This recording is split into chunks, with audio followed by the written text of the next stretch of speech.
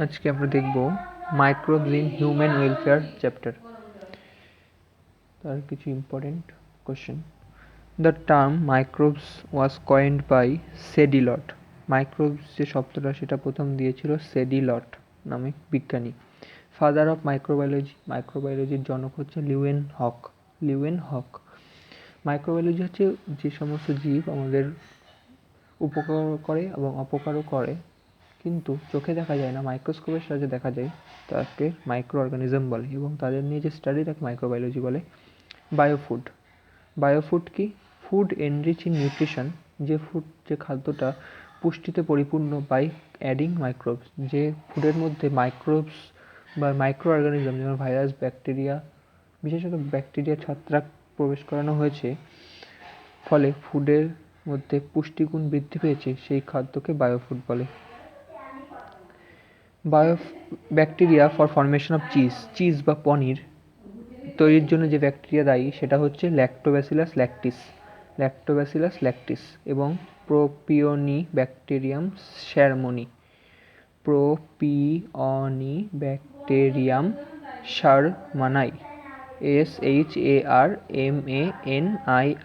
শারমানাই Propionibacterium শারমানাই and fungi. এবং cheese তৈরির জন্য যে ছত্রাক ব্যবহৃত হয় সেই ছত্রাকের নাম হচ্ছে পেনিসিলিয়াম রকফর্টি।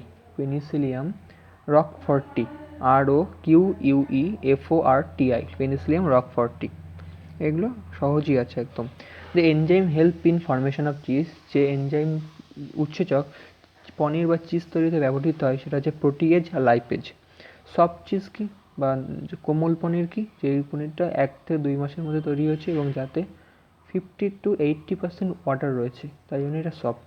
হার্ড চিজ কোনটা? যেটা 3 থেকে 12 মাস ধরে রয়েছে পরে এবং যার মধ্যে 40%-এর কম জল রয়েছে। এবার পড়ব প্রিপারেশন অফ কার্ড বা দই কী করে তৈরি হয়। প্রথমে milk and water mixture heated up to 76 degree centigrade, দুধ এবং জলকে মিক্সচার বানিয়ে তাকে 76 ডিগ্রি সেন্টিগ্রেড অবধি ফোটানো উষ্ণ করা হয়। তারপর ইট কুলস ডাউন, তারপর এটাকে ঠান্ডা করে আনা হয় 40 ডিগ্রি টেম্পারেচারে। অ্যান্ড ওয়াটার গ্র্যাজুয়ালি এভাপোরেট, এবং এরপর এর থেকে ওয়াটার এভাপোরেট হতে থাকে, মানে ওয়াটার উড়ে যেতে থাকে। এরপর কী করা হয়? ল্যাব বা ল্যাকটিক অ্যাসিড ব্যাকটেরিয়াকে এর মধ্যে প্রবেশ করা হয়। ল্যাকটিক অ্যাসিড ব্যাকটেরিয়া কি? Lactobacillus lactis. তাহলে কার্ড বা দই প্রস্তুতিতেও ল্যাক্টোব্যাসিলাস ল্যাকটিস ব্যবহৃত হয়। তাহলে এরপরে এর মধ্যে ল্যাকটিক অ্যাসিড ব্যাকটেরিয়া প্রবেশ করানো হচ্ছে, ফলে যে দুধের যে lactose sugar of milk converts to lactic acid, lactose sugar lactic অ্যাসিডে পরিণত হচ্ছে। এবং এই ল্যাকটিক অ্যাসিড কোয়াগুলেট বা তঞ্চিত করছে দুধকে, the milk and form card, এবং তৈরি করছে দই। ঠিক আছে, মানে দুধ আর জলের মিশ্রণকে উষ্ণ করা হলো, তারপর ঠান্ডা করা হলো, জল উড়ে গেল, তার মধ্যে ল্যাক্টোব্যাসিলাস ল্যাকটিস ব্যাকটেরিয়া দিলাম, এবং সেই ল্যাক্টোব্যাসিলাস ল্যাকটিস ব্যাকটেরিয়া ল্যাকটোজ সুগারকে ল্যাকটিক অ্যাসিডে পরিণত করলো, ল্যাকটিক অ্যাসিড এই দুধকে তঞ্চিত করে দইয়ে পরিণত করলো। এবং সমীকরণ হচ্ছে, এটা হচ্ছে ল্যাকটোজ C12H2211, যেটা সুক্রোজের সঙ্গে একই সংকেত যুক্ত। এর সঙ্গে যদি জল যুক্ত করি তাহলে পাচ্ছি কি দিলে? ল্যাকটেজ, কারণ ল্যাক্টোব্যাসিলাস ল্যাকটেজ উৎসেচককরণ করে। ল্যাকটেজ উৎসেচকই ল্যাকটোজকে ভাঙতে পারে, তাহলে উপরে ল্যাকটোজ দিয়ে এইটা হচ্ছে ল্যাকটিক অ্যাসিডের সঙ্গে CH3CHOH প্লাস CO2 পাচ্ছি এবং ATP পাচ্ছি। এবার আছে গুরুত্বপূর্ণ জায়গা, যেটা হচ্ছে অ্যান্টিবায়োটিক্স কি? তার substance which is released by micro organism, এমন একটা পদার্থ যেটা মাইক্রো অর্গানিজম ব্যাকটেরিয়া, ছত্রাক, প্রোটোজোয়া দ্বারা নিঃসৃত হয়, টু কিল অর সাপ্রেস, মারতে বা দমন করতে, the effect of other micro organism. একটি মাইক্রো অর্গানিজম থেকে যে পদার্থ ক্ষরিত হয়ে অন্য মাইক্রো অর্গানিজমকে মারে বা সেই মাইক্রো অর্গানিজমের ক্ষতিকারক প্রভাবকে রক্ষা করে, তাকে অ্যান্টিবায়োটিক্স বলে। টোটাল অ্যান্টিবায়োটিক্স কতগুলো আছে? প্রায় 7000।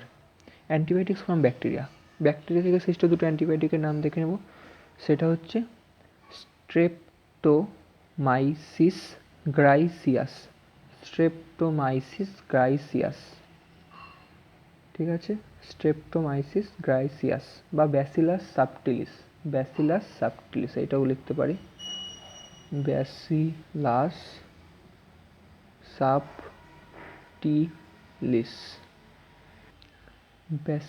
সাবটিলিস বা স্ট্রেপ্টোমাইসিস গ্রাইসিয়াস। এটা কি অ্যান্টিবায়োটিক তৈরি করে তার নাম মনে রাখতে হবে স্ট্রেপ্টোমাইসিন। স্ট্রেপ্টোমাইসিস গ্রাইসিয়াস কোন অ্যান্টিবায়োটিক তৈরি করে? স্ট্রেপ্টোমাইসিন। আরেকটা হচ্ছে S for streptomyces erythreus. ERYTHREUS erythreus. Streptomyces erythreus তৈরি করা হচ্ছে এরিথ্রোমাইসিন অ্যান্টিবায়োটিক। তাহলে স্ট্রেপ্টোমাইসিস গ্রাইসিয়াস স্ট্রেপ্টোমাইসিস এরিথ্রোমাইসিন। এবং দুটো ফাঙ্গি বা ছত্রাক যেটা অ্যান্টিবায়োটিক সৃষ্টি করে সেটা কী কী? পেনিসিলিয়াম নোটেটাম, যেটা আলেকজান্ডার ফ্লেমিং আবিষ্কার করেছিল প্রথম অ্যান্টিবায়োটিক, যার নাম হচ্ছে পেনিসিলিন। তাহলে পেনিসিলিয়াম নোটেটাম ছত্রাক থেকে পেনিসিলিন পাওয়া যায়। এবং ট্রাইচোডার্মা পলিস্পোরাম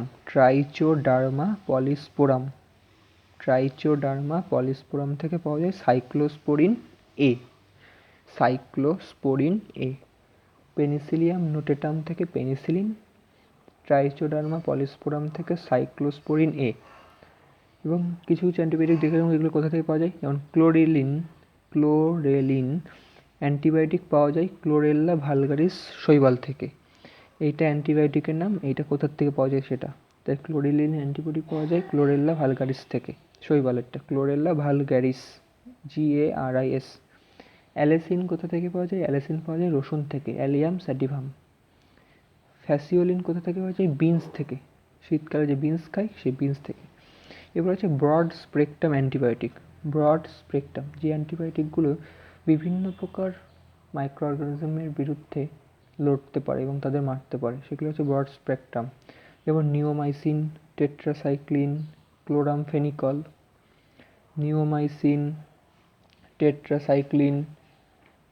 ক্লোরামফেনিকল। এগুলো হচ্ছে ব্রড স্পেকট্রাম অ্যান্টিবায়োটিক। এরা যে কোনো অনেক প্রকারের যে অ্যান্টি মাইক্রো অর্গানিজম তাদের বিনষ্ট করতে পারে। তারপরে আসে এই যে নিওমাইসিন, সেটা হচ্ছে স্ট্রেপ্টোমাইসিস ফ্র্যাডিয়া থেকে উৎপন্ন হয়। এইটুকু মনে রাখলে হবে, নিওমাইসিন, টেট্রাসাইক্লিন আর ক্লোরামফেনিকল। এই ক্লোরামফেনিকল উৎপন্ন হয় স্ট্রেপ্টোমাইসিস ভেনেজুয়েলা থেকে। ন্যারো স্পেকট্রাম অ্যান্টিবায়োটিক্স কি? যে অ্যান্টিবায়োটিকগুলো স্পিসিস স্পেসিফিক, একটা নির্দিষ্ট প্রজাতির মাইক্রো অর্গানিজমের উপরেই ক্রিয়া করে এবং তাদের মারতে সাহায্য করে, সেটা হচ্ছে ন্যারো স্পেকট্রাম। ব্রডটা হচ্ছে বিভিন্ন প্রকারের মাইক্রো অর্গানিজমের ক্ষেত্রেই এক ক্রিয়া করে। তো ন্যারো স্পেকট্রামের মধ্যে কী পড়ে? এরিথ্রোমাইসিন আর স্ট্রেপ্টোমাইসিন উদাহরণের, এরপর আছে কিছু কিছু জৈব যৌগের কাজ, যেমন সিট্রিক অ্যাসিড। এইগুলোর কাজ আমরা বইতে পেয়ে যাব। যেমন সিট্রিক অ্যাসিড বিভিন্ন খাদ্যের গন্ধ উৎপাদনে সাহায্য করতে পারে, সংরক্ষণে সাহায্য করতে পারে, কারণ টক জাতীয় জিনিস সংরক্ষণে সাহায্য করে। তারপর এর থেকে বিভিন্ন ওষুধ তৈরি হয়, রং প্রস্তুত হয়। ল্যাকটিক অ্যাসিড দই তৈরিতে কাজে লাগে। অ্যাসিটিক অ্যাসিড কী কাজে লাগে? অ্যাসিটিক অ্যাসিড ব্যবহৃত হয় ওষুধ তৈরিতে, রং প্রস্তুতিতে, সংরক্ষণে। বিউটারিক অ্যাসিড কী কাজে ব্যবহৃত? বিউটারিক অ্যাসিড ব্যাকটেরিয়ার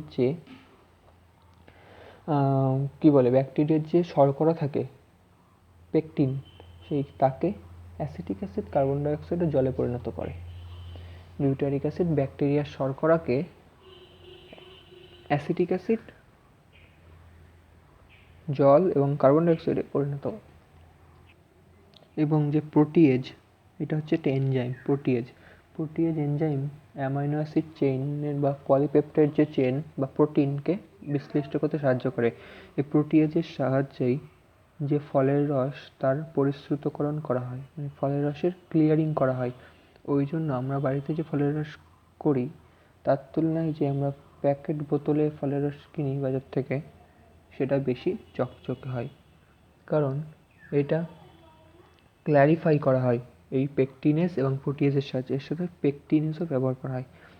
লাইপেজ কী করে? লাইপেজ লন্ড্রিতে জামা কাপড়ের থেকে অয়েলি সাবস্টেন্স দূর করতে সাহায্য করে, কারণ লাইপেজ হচ্ছে লিপিড ডিজলভিং এনজাইম। জামা কাপড়ে যদি কোনো তৈলাক্ত ভাব থাকে সেটা তুলতে সাহায্য করে। এবং ডিটারজেন্ট তৈরিতে লাইপেজ কাজে লাগে।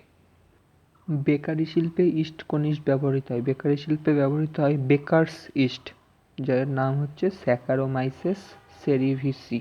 এটা উচ্চারণ করবো স্যাকারোমাইসেস, SACHAROMYCES, সেরিভিসিয়া। তাহলে বানানটা ঠিক হবে, সেরিভিসিয়া, স্যাকারোমাইসিস সেরিভিসিয়া। এটা হচ্ছে একটা ফাঙ্গি। গ্যাপের পুরো নাম গঙ্গা অ্যাকশন প্ল্যান। NRCPর পুরো নাম ন্যাশনাল রিজার্ভ কনজারভেশন প্ল্যান। বায়োগ্যাসে কী কী উপাদান থাকে? বায়োগ্যাসে থাকে methane, carbon dioxide, H2S, hydrogen sulphide, oxygen, nitrogen, hydrogen. Bacteria produce biogas, যে বায়োগ্যাস প্রডিউস করে কোন ব্যাকটেরিয়া, মানে কোন কোন ব্যাকটেরিয়ার দ্বারা বায়োগ্যাস উৎপন্ন হয়? তা মিথানো ব্যাকটেরিয়াম, টেনে পড়েছিলাম, মিথানো ব্যাকটেরিয়াম। আরেকটা হচ্ছে ক্লস্ট্রিডিয়াম, আরেকটা হচ্ছে ব্যাসিলাস। ক্লস্ট্রিডিয়ামটি টেনে, এটা টিটেনাস রোগ সৃষ্টি করে। Bacillus subtilis, gram positive bacteria একটা। যেমন bacillus bacteria, clostridium bacteria, methano bacterium, এরা বায়োগ্যাস তৈরি করে। মেজর পেস্ট হচ্ছে এমন এক ধরনের জীব যারা আমাদের দৈনন্দিন জীবনের ফসল বা অন্যান্য বস্তুতে ক্ষতির সৃষ্টি করে এবং ফসলের উৎপাদনকে ব্যাপক মাত্রায় হ্রাস করে। পেস্ট যারা আমাদের দৈনন্দিন জীবনের খাদ্য উৎপাদনের পথে বাধা হয়ে দাঁড়ায়। মেজর পেস্ট যারা ব্যাপক মাত্রায় ক্ষতি করে, যেমন হচ্ছে রেড স্পাইডার মাইট, মাকড়সা টাইপের রেড স্পাইডার মাইট। এরপরে আসা হচ্ছে ইম্পোর্টেশন হচ্ছে যখন কোনো একটা স্থান, সেই স্থানে এই স্থানে পেস্ট আছে, সেই পেস্ট এই অঞ্চলের ফসলকে নষ্ট করছে। এই পেস্টকে দমন করার জন্য যখন অপর কোনো স্থান থেকে কোনো জীবকে, যারা এর প্রাকৃতিক শত্রু, মানে এই জীবগুলো হচ্ছে এর প্রাকৃতিক শত্রু, এনে এখানে রেখা হয়, ফলে এই অঞ্চলের পেস্টকে এই জীব নষ্ট করে, তখন তাকে ইম্পোর্টেশন বলে। এই ইম্পোর্টেশনের উদাহরণ হচ্ছে লেডিবার্ড নামে এক ধরনের জীব, সেটা হচ্ছে ইম্পোর্টেশনে সাহায্য করে। ইনোকিউলেশন হচ্ছে কোনো একটা স্থানে পেস্টের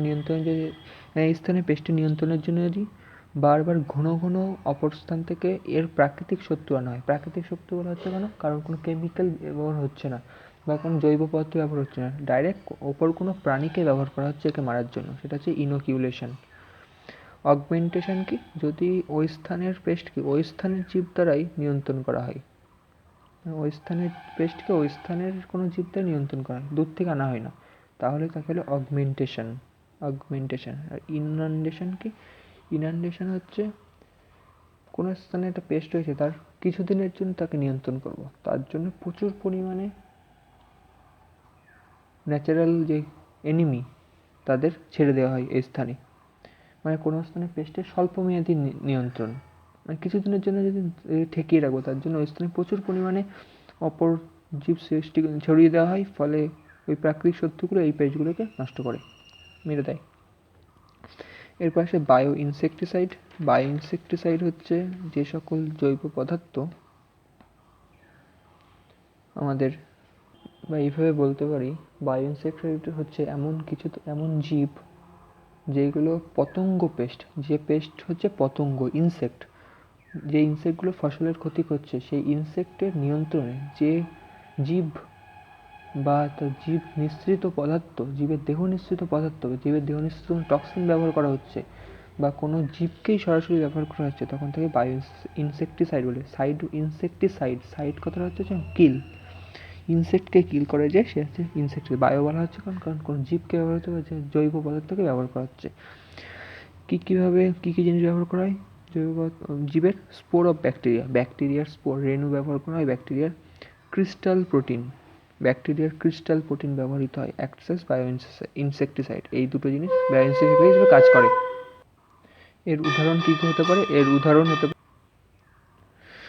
ব্যাসিলাস থুরিনজিয়েন্সিস বা বিটি, ব্যাসিলাস থুরিনজিয়েন্সিস, যেটা হচ্ছে কিল লার্ভা অফ ইনসেক্টের লার্ভাকে নষ্ট করে। তারপর হচ্ছে নিউক্লিও পলিহেড্রোভাইরাস, এগুলো বায়ো ইনসেকটিসাইডের উদাহরণ। নিউক্লিও পলিহেড্রোভাইরাস, আর একটা হচ্ছে ট্রাইচোডার্মা ফাঙ্গি। নিউক্লিও পলিহেড্রোভাইরাস বা ট্রাইচোডার্মা ফাঙ্গি, নিউক্লিও পলিহেড্রোভাইরাস বা ট্রাইচোডার্মা ফাঙ্গি। এরপর আছে বায়োহার্বিসাইড। বায়োহার্বিসাইড কি? বায়োহার্বিসাইড বলতে বায়োহার্বিসাইড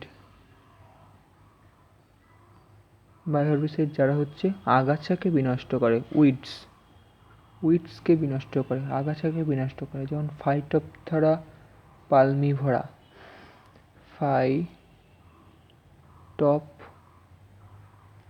ফাইটোপথোরা পালমিভরা, এই একটা শৈবাল যেটা আগাছাকে বিনষ্ট করে, ফাইটোপথোরা পালমিভরা। বায়ো ফার্টিলাইজার আসে এরপরে। বায়ো ফার্টিলাইজার হচ্ছে এমন কিছু পদার্থ যেগুলো ব্যাকটেরিয়া, শৈবাল বা ছত্রাকের দেহ থেকে পাওয়া যায়, মানে ওদের দেহ থেকে নির্গত এক ধরনের মাইক্রোবিয়াল ইনোকিউলাম, মাইক্রোবিয়াল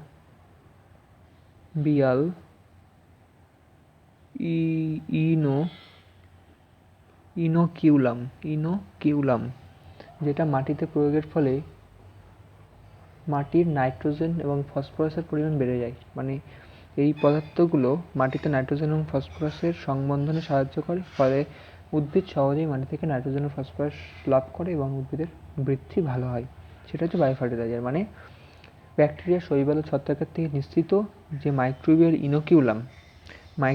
ইনোকিউলাম যেটা উদ্ভিদে প্রয়োগ করার ফলে এই মাইক্রোবিয়াল ইনোকিউলাম বাতাস থেকে নাইট্রোজেন এবং ফসফরাসকে মাটিতে সংবদ্ধ করে এবং ফলে মাটিতে নাইট্রোজেন ফসফরাসের পরিমাণ বেড়ে যায়, ফলে উদ্ভিদ সহজেই মাটি থেকে নাইট্রোজেন ফসফরাস নিয়ে বৃদ্ধিপ্রাপ্ত হয়। এটা হচ্ছে বায়ো ফার্টিলাইজার।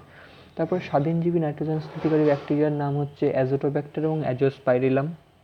স্বাধীনজীবী নাইট্রোজেন স্থিতিকারী ব্যাকটেরিয়া অ্যাজোটোব্যাক্টার এবং অ্যাজোস্পাইরিলাম। মিথজীবীর মধ্যে রাইজোবিয়াম জানি। নীলাভ সবুজ শৈবাল হিসেবে ব্যবহার করি আমরা অ্যানাবিনা নস্টক, অসিলোটোরিয়া। তারপরে অ্যাজোলি হচ্ছে এক প্রকারের অ্যানাবিনা অ্যাজোলি, এটা হচ্ছে এক প্রকারের নীলাভ সবুজ শৈবাল যেটা অ্যাজোলা নামক ফার্নের সঙ্গে একসঙ্গে মিথজীবীভাবে বসবাস করে। অ্যানাবিনা অ্যাজোলি এক প্রকারের নীলাভ সবুজ শৈবাল যেটা অ্যাজোলা নামক ফার্নের সঙ্গে মিথজীবীভাবে বসবাস করে। মাইক্রোরাইজা হচ্ছে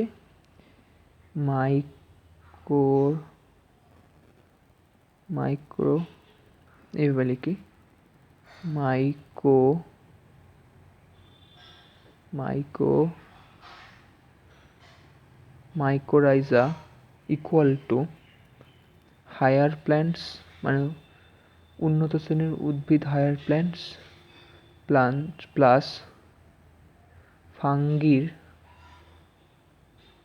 যে সিম্বায়োটিক বা মিথজীবীয় অ্যাসোসিয়েশন, মিথজীবীয় সম্পর্ক হায়ার প্ল্যান্টের সঙ্গে ফাঙ্গির, তাকেই মাইক্রোরাইজা বলে। উচ্চ শ্রেণীর উদ্ভিদ হায়ার প্ল্যান্ট মানে লম্বা উদ্ভিদ না, কিন্তু উন্নত শ্রেণীর উদ্ভিদ, এবং তার সঙ্গে ফাঙ্গির যে সিম্বায়োটিক অ্যাসোসিয়েশন বা মিথজীবীয় যোগাযোগ, তাকেই বলা হয় মাইক্রোরাইজা। ভ্যামের পুরো নাম ভ্যাসিকুলার আরবাসকুলার মাইক্রোরাইজা। যেমন ছত্রাকে হাইফি থাকে বা অনুসূত্র, যেই ছত্রাকে অনুসূত্র থাকে না তাকে, যে মাইক্রোরাইজার যে ছত্রাক পাটগুলোতে অনুসূত্র থাকে না বা অ্যাসেপ্টেড থাকে, তাদের বলা হয় ভ্যাসিকুলার আরবাসকুলার মাইক্রোরাইজা। তারপর এখান থেকে সোয়েজ আছে, সোয়েজ ACWAGE। সোয়েজ হচ্ছে যেসব তরল এবং কঠিনে বর্জ্য পদার্থ মিশে থাকে, জলে যখন নোংরা, কঠিন এবং বর্জ্য পদার্থ মিশে থাকে তখন তাকে সোয়েজ বলে। এটা পৌর প্রণালীর জল। সোয়েজের উপাদানগুলো বইতে আছে, যেমন সোয়েজের উপাদান হচ্ছে 99.1% হচ্ছে জল। এছাড়াও sodium, calcium nitrate, calcium nitrate, sulphate, phosphate, মলমূত্র, অণুজীবও থাকে, যেমন হচ্ছে Clostridium, Lactobacillus, salmonella typhi, Vibrio colliery, বিভিন্ন প্রকারের শৈবাল, protozoa, virus, hepatitis virus, Entamoeba histolytica, এসব থাকে।